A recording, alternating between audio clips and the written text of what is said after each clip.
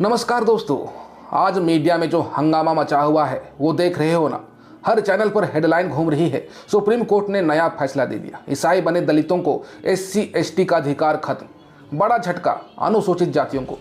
चिल्ला चिल्ला के बता रहे हैं जैसे कल रात नया कानून बन गया हो, लेकिन सच्चाई ये है कि कोई नया फैसला नहीं आया। सुप्रीम कोर्ट ने बस 1950 से संविधान में जो नियम लिखा हुआ है उसी को दोहराया है। आज मैं आपको इस फैसले की पूरी सच्चाई बिना किसी चीज छुपाए सरल भाषा में समझाता हूं। केस की बात करें तो आंध्र प्रदेश के एक व्यक्ति चिंथड़ा आनंद ने SC/ST एक्ट के तहत केस किया। वो खुद को मादिगा समुदाय का बताते थे, जो अनुसूचित जाति है, लेकिन पिछले 10 साल से वो पादरी के रूप में चर्च चला रहे थे। रविवार को प्रार्थना सभाएं कर रहे थे। पादरी संघ के कोषाध्यक्ष भी थे। उन्होंने दावा किया कि उन्हें जाति के नाम पर पीटा गया, गालियां दी गई। हाई कोर्ट ने पूरा केस रद्द कर दिया।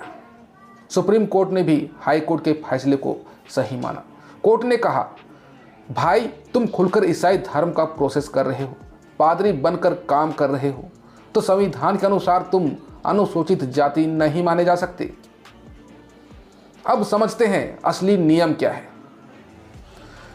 संविधान के अनुच्छेद 341 के तहत राष्ट्रपति ने 1950 में कॉन्स्टिट्यूशन शेड्यूल कास्ट ऑर्डर जारी किया। उसकी क्लाउज 3 बहुत साफ है। वो कहती है, हिंदू, सिख या बौद्ध धर्म के अलावा कोई अन्य धर्म मानने वाला व्यक्ति अनुसूचित जाति नहीं माना जाएगा।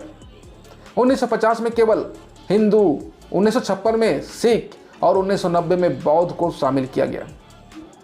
ईसाई धर्म को कभी शामिल नहीं किया गया। इसलिए अगर कोई व्यक्ति खुलकर ईसाई धर्म का पालन कर रहा है, प्रार्थना कर रहा है, पादरी बन गया है, तो वो संवैधानिक रूप से SC का दर्जा नहीं रखता, चाहे उसका जन्म मादिगा परिवार में ही क्यों ना हुआ हो। अब आप पूछोगे तो आदिवासियों यानी अनुसूचित जनजातियों का नियम क्या है? यहाँ बड़ा अंतर है। अनुसूचित जनजातियों के लिए संविधान शेड्यूल ट्राइब ऑर्डर 1950 में क्लाउज 3 जैसा कोई धर्म आधारित प्रतिबंध नहीं है। यानी ST में धर्म परिवर्तन अपने आप दर्जा खत्म नहीं करता। लेकिन कोर्ट ने state of Kerala versus Chandramohan case का हवाला देते हुए साफ कहा कि ST का दर्जा पाने के लिए व्यक्ति को उस जनजाति का सदस्य वास्तव में होना चाहिए।